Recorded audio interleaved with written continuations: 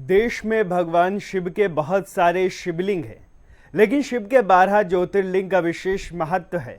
इन्हीं में से त्र्यंबकेश्वर ज्योतिर्लिंग है। ये ज्योतिर्लिंग महाराष्ट्र के नासिक प्रांत से 30 किलोमीटर दूर स्थित है।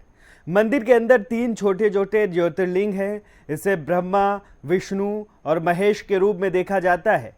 शिव की पूजा से व्यक्ति की सभी मनोकामनाएं पूर्ण हो जाती हैं। मान्यता है यहाँ स्थित शिवलिंग स्वयं प्रकट हुआ था, इसे किसी ने स्थापित नहीं किया है।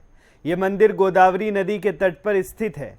आज हम इस ज्योतिर्लिंग से जुड़ी कथा का विस्तार पूर्वक वर्णन करेंगे। प्रचलित कथा के अनुसार प्राचीन समय में ब्रह्मगिरी पर्वत पर देवी अहिल्या अपने पति ऋषि गौतम के साथ रहती थी। इसी तपोवन में कई और ऋषि पत्नियां भी रहती थीं। एक बार किसी बात पर सभी देवी अहिल्या से नाराज हो गई। सभी ने अपने पतियों को देवी अहिल्या और ऋषि गौतम का अपकार करने के लिए प्रेरित किया। अन्य सभी ऋषियों ने मिलकर भगवान गणेश की तपस्या की। तपस्या से प्रसन्न श्री गणेश ने वर मांगने को कहा। सभी ने मिलकर वर मांगा, प्रभु आप ऋषि गौतम को यहाँ से निकाल दें। गणेश जी इस बात के लिए तैयार नहीं हो रहे थे, लेकिन सभी के आग्रह के आगे गणेश जी को झुकना पड़ा।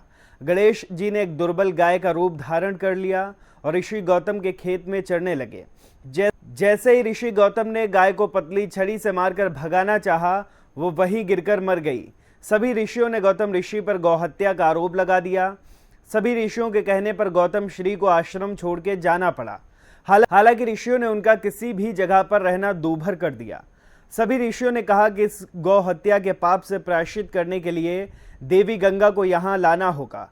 सभी की बात मानकर गौतम ऋषि ने शिवलिंग की स्थापना करके पूजा शुरू कर दी। गौतम ऋषि की कठोर तपस्या और भक्ति से प्रसन्न होकर शिव जी और माता पार्वती प्रकट हुए। भगवान शिव ने इच्छा अनुसार वरदान मांगने को कहा। शिव जी की बात सुनकर ऋषि गौतम ने देवी गंगा को उस स्थान पर भेजने का वरदान मांगा। देवी गंगा ने कहा, यदि शिव जी भी इस स्थान पर रहेंगे तभी मैं भी यहाँ रहूंगी। श्री गौतम के वरदान और गंगा की शर्त को मानकर शिव जी वहां त्र्यंबकेश्वर ज्योतिर्लिंग के रूप में वास करने को तैयार हो गए। गंगा नदी गोमती के रूप में वो बहने लगी। गोमती नदी का एक नाम गोदावरी भी है। ब्रह्मा, विष्णु और महेश तीनों एक साथ यहाँ स्थापित हैं।